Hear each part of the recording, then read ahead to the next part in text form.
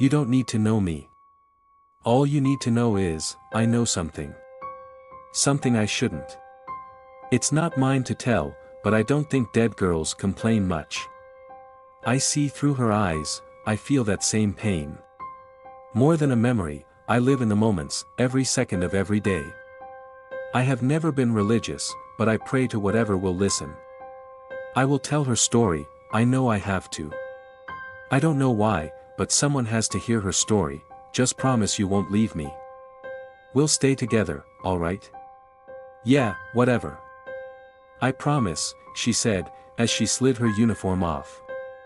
I sat waiting, having already changed out of my work clothes the second my shift ended.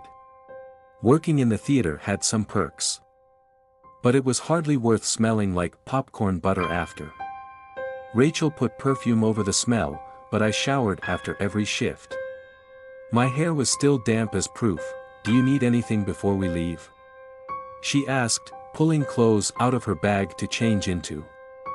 Probably, I joked, trying to break my own tension, but it's my house, so if it's that important I'll notice it on my way out. She laughed, buttoning the last of 4 buttons on her jeans. Then she threw on a tight ringer t-shirt. Previously it had some sort of image, but it had worn away with time, leaving it difficult to make out. I dressed nearly the opposite, with a plaid yellow skirt, and matching button up top. A brown belt. With a gold shining buckle and hoop earring to match. We weren't the type to be friends, really we shouldn't have been.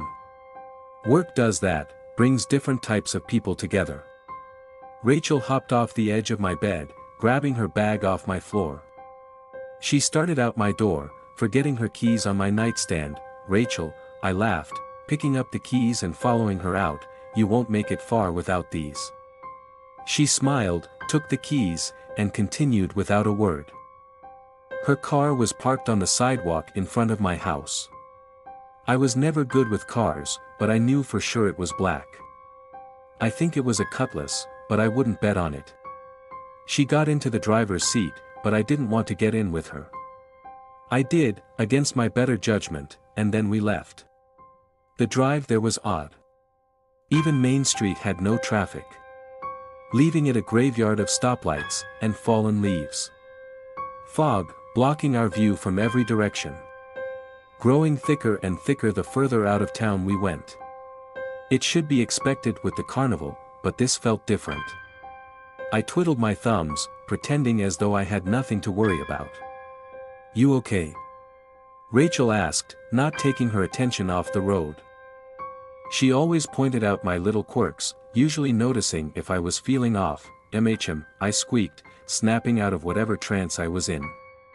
I was, obviously, not okay. Rachel glanced over, she looked so calm and relaxed. You sure? You look hella tense. I didn't answer. Cool air flooded in through Rachel's window, letting the smoke off her cigarette float out. Flickering neon lights stopped her before she could push any further. The lights lured us into an open field turned parking lot, like an anglerfish lures its prey. The old beauty, suffocated by the call of humming engines. The funhouse hung upon the gateway. I fumbled for the door handle, unable to muster up the strength to get it open. Vision fuzzy, heart pounding, and a headache I couldn't seem to shake off. Managing to get the door open, I tumbled out. It was too much. The lights. The laughing. The small crowded paths. But a calm smile and happy voice were as good of an act as the rest of the circus. I had never snuck out before, let alone to a place so big. I was my parents' ideal child, and I loved it. The way every adult mentioned me as a role model, it kept me going. Like a push I needed to function. Without approval I didn't have much, which I think is why I came here tonight. Rachel grabbed my arm, pulling me towards the ring toss. Would you be careful? I begged as she pulled me past a girl, nearly sending her flying. Looking at the girl, she was younger, maybe 10 or 11. She looked odd. There was no other way to describe it. She dressed as though a few years behind style, a pale multicolored striped shirt, and bright blue pants. Fee had a microvision. They stopped making those back in 1981. I know that because Lance can't help but bring it up whenever he can. That is only 3 years ago though, so it's not too odd she has one. Looking around, everyone looked a few years behind. It was uncanny, but perhaps it was just my wild imagination. Rachel didn't seem to notice. Maybe it was nothing to worry about. Trying to find a good distraction, we played every game in reach. We, of course, won nothing. In the carnival, the house always wins. A blaring announcement shook my attention away from the horse race I had been playing. The show will commence in 10 minutes. 10 minutes. Droned the announcer, stock up on snacks, carnival trinkets, and secure a prime seat. And, of course, don't forget to enjoy the show. His tone implied that the enjoyment part was optional, but the snacks and trinkets were not. Rachel, again grabbed my wrist, pulling me towards the tent. Come on, we have to get in before the show starts. My heart was racing, my breath coming in short gasps as I stumbled after her. Sweat, grease, and other smells didn't help my nerves. The air inside the tent was too thick to breathe. Without hesitation, Rachel threw herself towards the stairs, dragging me up behind her. Our feet pounded a rhythm against the weathered boards. I held my breath, begging myself not to feel sick. I failed, watery vomit splattered against the wooden steps. Whoa, she let go of my hand, covering her own mouth as if she might as well be sick too. Are you sure you're alright? I choked on my words, I wasn't alright. Yeah, I managed, before continuing up the stairs. It was too late to back out now. We stumbled over feet trying to find open seats, but eventually we found what seemed to be the last two in the tent. As if time itself were waiting for us, the show started. The music swelled, and the crowd erupted into cheers as the lights dimmed like embers in a dying fire pit. A single ray guided the eyes of the crowd towards the center of the ring. Then you saw him, one of the many clowns. He could have passed for ordinary, but he had long lost that privilege. A nice white button-up shirt, offset by his bright red pants and bow tie to match. His proportions were all wrong, like a child's drawing of a person. He had prosthetics, they were wooden, all different shades and types. Like he was made purely by the creator's twisted euphoria for torture. The effect? Like a train wreck you couldn't look away from. Hello boys and girls, welcome to the funhouse. He cheered, arms waving through the air like a weird vintage cartoon character. His tone was weirder, like a voice box. Barely matching his mouth as he spoke. It didn't fit him. It was pitchy, too high, as if he'd sucked all the helium from a balloon. Here is where your dreams come true, just wait. You'll see wonders of the world, mysteries never to be answered, and the most incredible tricks performed by our amazing actors. Now give a round of applause for the dancers. He stepped back and the stage darkened, as if he were the light keeping it lit. As if they had been there the whole time, they began their dance. Like shining dots in the dark, all emitting a light of their own. Their motions pulled the audience into awe. Dark blue leotards tightly clung to their bodies, black ruffles dancing beneath their skirts. Defying gravity, every leap, just moments too long. Their ruffled skirts gave the effect of a black swan, leaping from water. Beautiful dark red ribbons in hand, the shade of long oxidized blood. They spun through hoops so quickly they sparked. Contrast to the world of the carnival, they were angels. After they finished their dance, they seemed to vanish. The ring, now lit up, showed 4 large trapeze ropes and 2 poles on opposite sides, stalking the stage for the next who dared to take its place. The additional lighting showed how large the tent really was. It hadn't appeared this big on the outside, only a few hundred feet. Looking at it now, it had to be at least 1,000 feet around, maybe more. A young woman and man climbed up on opposite platforms. Their eyes locked. They had similar attire to the dancers, but no skirts or ribbons to match. They looked similar, both slim brunette-haired, what I can only guess were siblings. They stood still for a moment, as if waiting for some sort of introduction. Without one, she stepped backwards to get a running start. And Dove. Her hands slammed against the bar, gripping tight as she swung towards her male counterpart. Time seemed to slow. She looked so focused, so certain. She trusted her every move, and her partner just as much. As she neared him, the lights cut, drenching the world in dim, red, darkness. Silence. It's frightening. The world isn't meant to be quiet. Silence is predator stalking prey, it's calm before the storm. Silence is pain in the making. A scream. The kind you hear in nightmares. One that speaks a million words, hopes, and dreams, crushing them all in a second. Without words, you could still hear her plea. Screaming is the one language everyone speaks. The lights snapped back on, but the scream didn't stop. The tent shuddered with the silence of the audience, only the screaming. Looking around, they were gone. Even the male trapeze had vanished, just like everyone else, disappeared, to dirt across the floor, and the fear that she might not be alone. Looking ahead, she saw her. Crushed by the pressure of her fall. The last moments of terror, still frozen in her eyes. Limbs twisted in each direction, like a gory broken compass guiding me nowhere. The dirt beneath her, a damp red. Her corpse, still screaming, the first normal scream, mine. Frozen in place, everything seemed to unfold before me like a movie. And for a moment I prayed I was a part of the narrative. My knees gave way, sending me to the floor, barely leaving me conscious through the fear-induced nausea. It was too sudden, too real.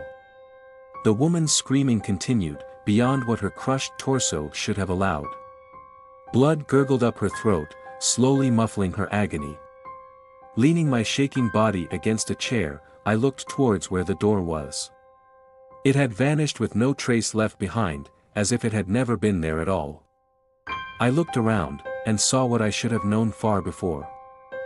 There was no way out. Running down the stairs, I slipped and was reminded of my fear-induced vomit, now covering my yellow skirt. Nearing the bottom of the steps, I stopped. A sound echoed throughout the air, stopping me in my tracks. Skittering on the roof. Then I saw it. It tore through the roof of the tent with ease, but no light came in. A dark shade of gray-brown, 50 maybe 60 feet long, wrapping itself around the poles holding the place up. 10 long spider-like limbs stuck randomly to the body, as if added as an afterthought, all shifting as if they had minds of their own. 2 sockets where the eyes should have been, pulling the skin around them in like a black hole. Its smile, grotesque, and mangled. The ends wrapped around edges of its head, showing horribly large, sharpened human teeth, moving faster than my eyes could catch up with, it darted toward me. I dropped back to the floor. Sliding down the stairs, I scratched any available surface of skin. It slammed into the steps above me, and crawled down right past me.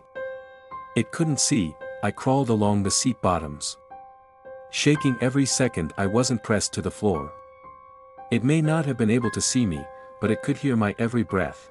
After more than an hour of crawling, hiding, holding my breath, and repeating that vicious cycle, I reached a curtain. Barely open enough for me to fit through silently, I crawled in. Too frightened to breathe, for the fear it might hear me, I ran further inside. Hardly seeing where I was going, I ran in and out of every curtain and opening. Praying for an escape. Each direction I tried left me more and more hopeless. After many failed attempts at tearing through the tent, and looking behind every crate and rack I could find, I crumbled to the floor. Tears streamed down my cheeks. I hadn't taken the time to realize what really was destined to happen. I was not going to escape. I was stuck here, to rot away, or die to that horrible monster outside this curtain. I had so much left to do, I wasn't ready to die. The thoughts hurt, and I pressed my nails into my palm. No one had a way with life like she did, floating through the world as if harm never glanced her way. Now harm did more than glance. It was pricking at her skin, drawing closer and closer. I heard it scurry across the ground outside. It hadn't forgotten I was there. I pressed my nails deeper into my skin, drawing blood. It wasn't good, but it took the pain in my head away, helping me focus my brain on something other than fear I couldn't control. Through my blurred vision, I saw a slightly open crate I was too panicked to notice before. Wiping my eyes, I walked over. Sliding the lid off, I looked inside. Human-sized doll parts. Some wooden, others porcelain. Like those on the clown from the start of the show. I picked one up to look at, just to see what they were. It was hollow. I slid the arm over my own, putting each finger into the correct slot. A perfect fit. The porcelain was cold on my skin, but the freckles dotted on it seemed to match my own. Each finger was built to bend, carefully crafted as if put together by hand. Moving my arm was comfortable, as if it was made for me. Putting it back, I stepped quietly back towards my spot on the floor. Then I felt it. Something moved from out in the ring. I stepped towards the curtain, making sure to stay out of sight of the thing I knew was out there. I glanced out into the dark, not wanting to see it looking back at me. A dim ray from the torn roof was the only light. In that light were scattered chairs, one of the trapeze poles, now broken, and the door. The same as how it had been before, as if it had never left. Without thought, I ran. My shoes pounded the dirt, echoes following me like bees to flowers. I was so close, close to safety, freedom, to the life I feared I'd lose tonight. Hope struck my heart. What strikes harder than hope? Something sharp. Just seconds away from the door, my stomach dropped. I was jerked back, my limbs crunched together by the grip of that thing. Mustering my last bit of strength, I got one look at it, him. One. He looked human, more than he had before. Almost as if turning more human as he watched me suffer. Then, my soon-to-be lifeless body was gouged into a broken trapeze pole. Slow, steady, dripping. Blood. My breathing labored through my punctured lungs. It hurt, not like you'd imagine. Like swallowing chlorine at the pool, the choking, nausea, all the same. But it wasn't as quick.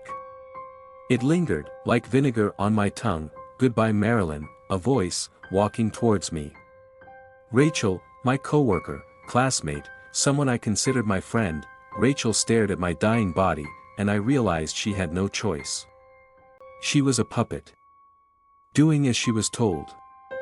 I saw it, the way she bowed her head. She didn't really want this. But I couldn't form the words to convince her otherwise. Marylin's breathing slowed. Maybe she had been hallucinating, maybe not. But in her last moments, I swear I saw her killer become man. Then her breath grew slower, and slower. Until it stopped. Good, the man said, as he lifted her corpse off of the pole. Her limbs drooped as blood coated her skin. You will remain here until we find him. Do I make myself clear, Rachel? Her head nodded in compliance, her voice hardly above a whisper. Of course, Father, my work has been done. He had good plans for her body. Stitching her wounds. Removing limbs to make place for those same antique toy parts she had seen before. Predicting her own demise. Her eyes sewn open, dark blue buttons in their place. Marylin, a name of the past, a life left behind. A new name, but the same old girl. Madame Louise L., the marionette doll. I don't know who she is, and I don't know why I know her story. But whoever she may be, God have mercy on Marylin Jury.